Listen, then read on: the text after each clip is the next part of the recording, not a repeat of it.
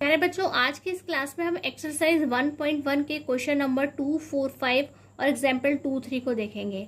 तो प्यारे बच्चों, इस तरह से हमने क्यों लिखा है, क्योंकि ये सभी क्वेश्चन एक ही टाइप से सॉल्व करने हैं। तो आज की इस क्लास के अंदर हम आपको एग्जाम्पल 2, 3 और 2 के बारे में डिस्कस करेंगे। क्वेश्चन नंबर 2 के बारे में, जहां पर एग्जाम्पल नंबर 2 जो है एक छोटा क्वेश्चन है और एग्जाम्पल 3 उससे थोड़ा बड़ा है और क्वेश्चन नंबर 2 है वह सबसे बड़ा है। तो हम आपके साथ में एग्जाम्पल 2 और क्वेश्चन नंबर 2 को डिस्कस करेंगे, यानी कि एक छोटा क्वेश्चन एक बड़ा क्वेश्चन हम आपको करके दिखाएंगे और क्वेश्चन नंबर 3 आपको बिना हमारी हेल्प के ही अपने आप सॉल्व कर लेंगे। लेकिन आपको तीनों ही क्वेश्चंस को सॉल्व करना है, तो आप अपना पेन कॉपी लेकर के तैयार हो जाइए। हमारा एग्जाम्पल नंबर 2 क्या है, दर्शाइए कि प्रत्येक धनात्मक समपूर्णांक क्या है, प्रत्येक धनात्मक समपूर्णांक 2q के रूप का होता है। तो प्यारे बच्चों, आप जानते हैं पूर्णांक क्या होते हैं, पूरे अंक, जिसमें 0 से लेकर के प्लस माइनस के 1, 2, 3 सभी डिजिट्स आते हैं। लेकिन उन्होंने आपको क्लियर कर दिया है धनात्मक यानी कि पॉजिटिव वाले जो नंबर्स होते हैं जिन्हें प्लस की फॉर्म में लिखा जाता है, और सम यानी कि जो 2 के पहाड़े से कट जाते हो, क्या है, जो 2 के टेबल से कट जाते हो, जिन्हें हम क्या बोलते हैं 2, 4, 6 इन्हें हम बोलते हैं। तो यहाँ पर यह सब क्या हो जाएंगे, जिसे हम कहेंगे 2q की फॉर्म में लिख दिया है। किसकी फॉर्म में, 2q का नाम उसे दे दिया गया है, यानी कि q कोई सी भी डिजिट होगी जिसका 2 से मल्टीप्लाई हो रहा होगा के रूप का होता है। तथा प्रत्येक धनात्मक विषम पूर्णांक 2q+1 है। और धनात्मक विषम पूर्णांक यानी कि विषम संख्याएं कौन सी होती हैं, जैसे कि 1, 3, 5, 7, ठीक है, वह सभी क्या होती हैं, जो 2 के टेबल से कट नहीं होती हैं, वह कैसी होती हैं, विषम होती हैं। उन्हें हम 2q+1 के रूप में होता है, जहां q कोई पूर्णांक है, यानी कि वहां पर q एक कोई पूरा अंक होता है। इंग्लिश में कहेंगे show that every positive even integer, ठीक है, जितने भी इंटीजर हैं कैसे, जो कि पॉजिटिव भी हैं और इवन नंबर भी हैं, यानी कि 2 की टेबल से डिवाइड होते हैं, या फिर ये कहेंगे 2 की टेबल की फॉर्म में लिखे जाते हैं, जैसे कि 2, 4, 6, 8, 10, 12 इस तरह से लिखे होते हैं, जिन्हें हमने पूरा एक बार में क्या नाम दे दिया है, 2q, ठीक है, क्या नाम दे दिया, पूरे को 2q नाम दिया है।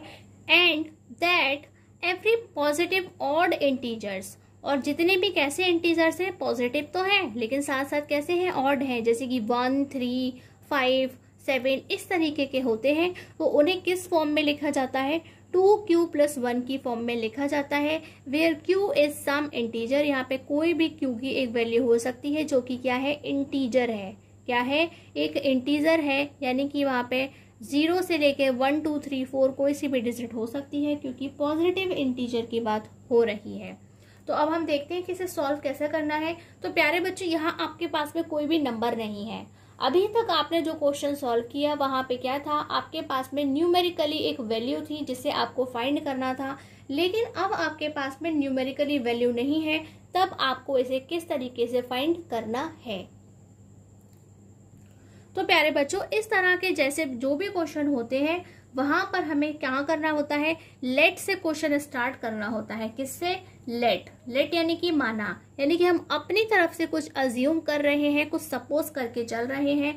तो जो हमारा ए है, क्या है कि जो हमारा ए है वो क्या है, let a be any positive integer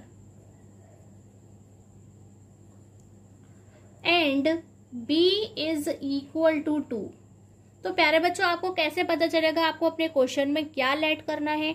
तो जो कुछ भी क्वेश्चन में लिखा है, क्वेश्चन में किसके बारे में लिखा है, एक इंटीजर के बारे में लिखा है। कैसा इंटीजर है, जो कि पॉजिटिव इंटीजर है। लेकिन यहाँ पे उन्होंने इवन और ऑड दोनों की ही बात की है, तो हम पूरा एक बार में पूरा काम कर लेंगे, इसलिए हमने यहाँ पे इवन और ऑड नहीं लिखा है।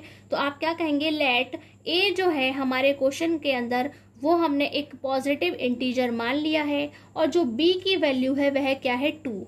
अब ये कैसे पता चलेगा कि आपको 2 लिखना है। तो प्यारे बच्चों, जो भी फॉर्म क्वेश्चन में लिखी हुई है वही आपको क्या लिखना है, बी की वैल्यू लिखी है। यहाँ पे क्या दे रखा है, क्यू के मल्टीप्लाई में 2 दे रखा है, तो हमें भी बी की वैल्यू क्या लिखना है, 2 लिखना है, ठीक है।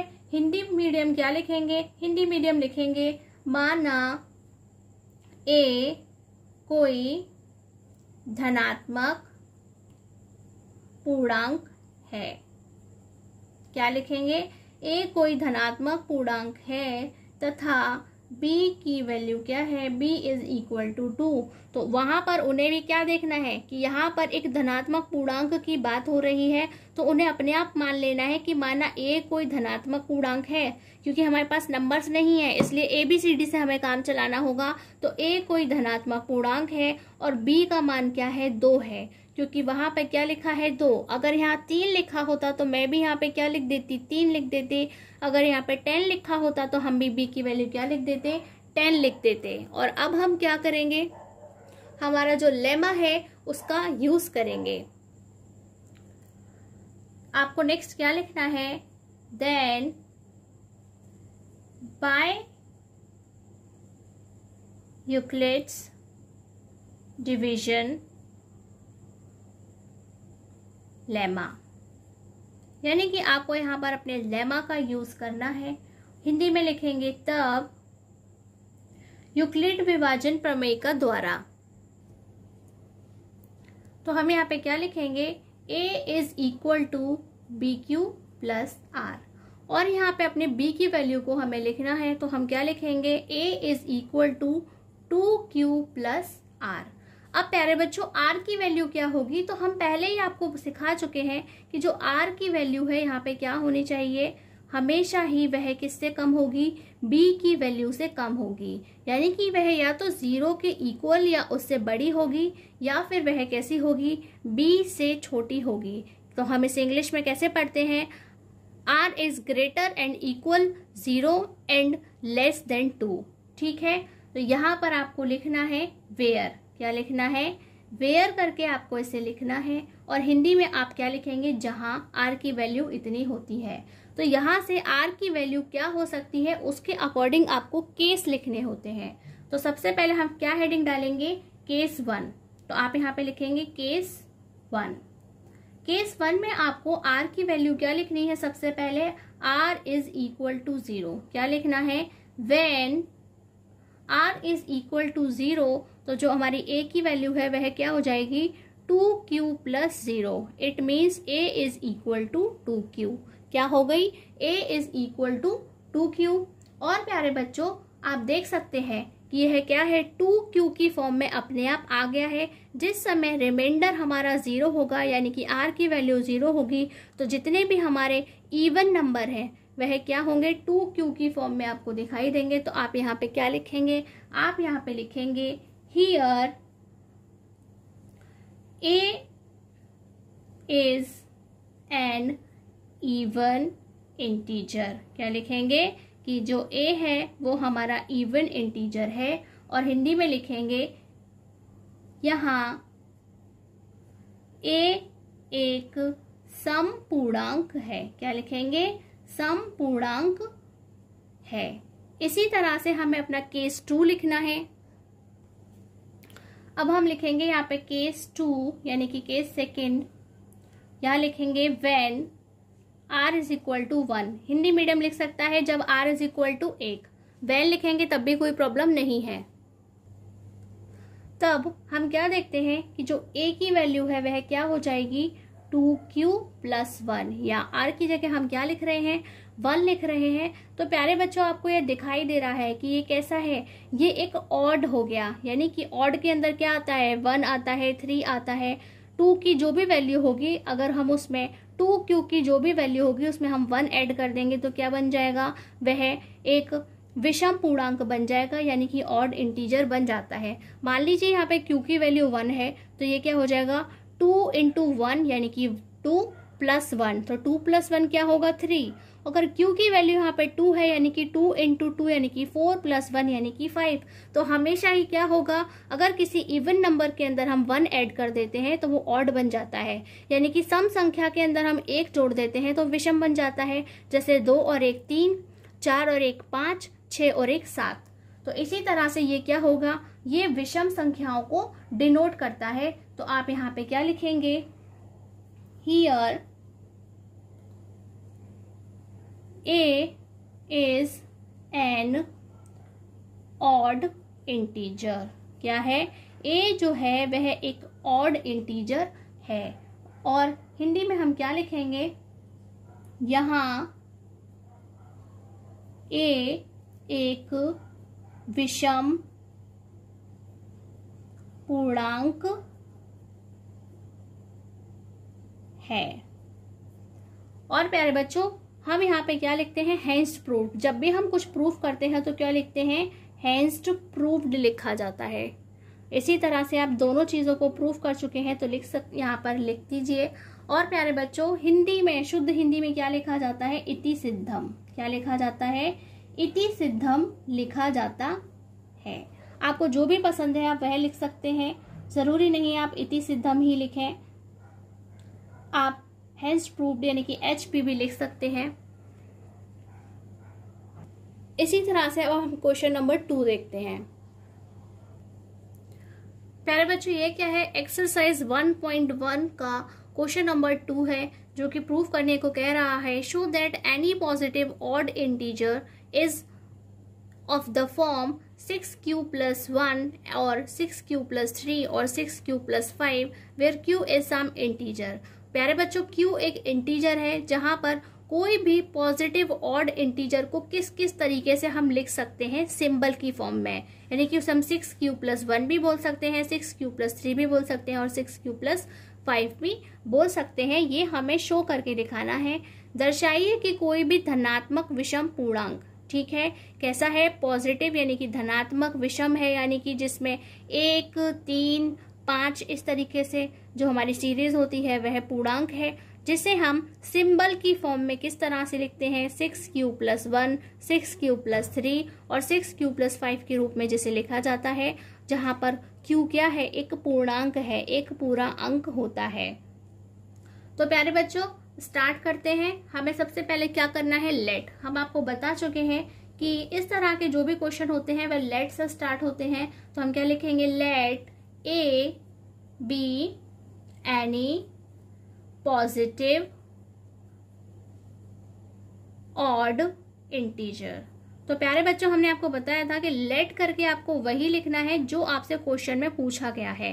क्वेश्चन में पूछा गया है पॉजिटिव ऑड इंटीजर के बारे में, तो हमें भी ए के लिए क्या लिखना है, any positive odd integer and b is equal to 6। तो प्यारे बच्चों, हमने बताया था b की वैल्यू वही होगी जो फॉर्म हमें क्वेश्चन के अंदर लिख दी जाएगी। यहाँ पे 6 की फॉर्म में लिखा गया है क्वेश्चन, तो b की वैल्यू क्या होगी, 6 लिखी जाएगी। और हिंदी में हम क्या लिखेंगे, माना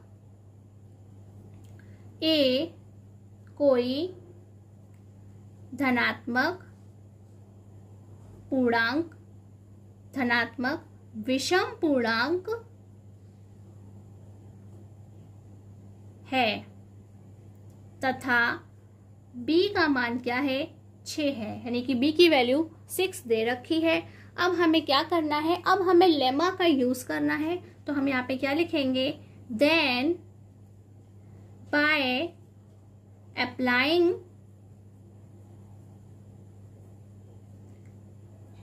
यूक्लिड्स डिवीजन लेमा। हिंदी में हम लिखेंगे, तब यूक्लिड विभाजन प्रमेयिका का प्रयोग करने पर क्या कहेंगे हम, a is equal to BQ + R। और प्यारे बच्चों, आपको पता है कि R की वैल्यू क्या होगी, वेयर, हिंदी मीडियम लिखेगा जहां, क्या लिखेगा, जहां R की वैल्यू क्या है, R की वैल्यू हमेशा ही b से कम होगी। कितनी होगी, तो हमारा b क्या है प्यारे बच्चों, 6 है, तो हम उसे क्या लिखेंगे, 6q + R। तो r की वैल्यू यहाँ पर क्या हो गई कि वह तो 0 की इक्वल या फिर ग्रेटर देन होगी, b से लेस देन होगी। किससे, वह b से छोटी होगी, यानी कि 6 से छोटी होगी तो कितनी होगी, हम क्या कहेंगे, 5 होगी।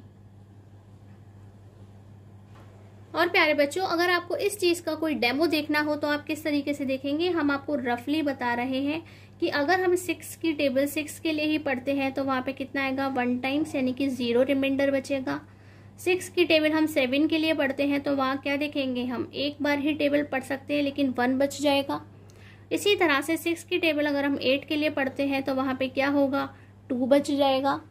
इसी तरह से 6 की टेबल अगर हम 9 के लिए पढ़ते हैं तो वहाँ पे क्या होगा, 1 टाइम पढ़ करके 3 बच जाएगा। अगर हम 6 की टेबल को 10 के लिए पढ़ते हैं तो वहाँ पे क्या होगा, 4 बच जाएगा। और 6 की टेबल अगर हम 10 के लिए पढ़ते हैं, 11 के लिए पढ़ते हैं तो वहाँ पे क्या होगा, 5 बच जाएगा।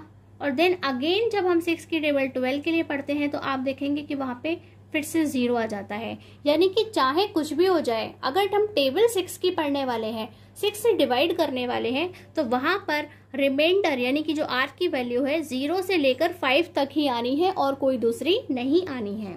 ठीक है, तो इस तरह से अब हमें क्या करने हैं, केसेस में इन्हें लिखना है जहां एक बार आर की वैल्यू क्या होगी, 0 होगी, फिर 1 होगी, फिर 2 होगी, 3 होगी, 4 होगी, 5 होगी। तो किस तरह से लिखेंगे हम, केस 1।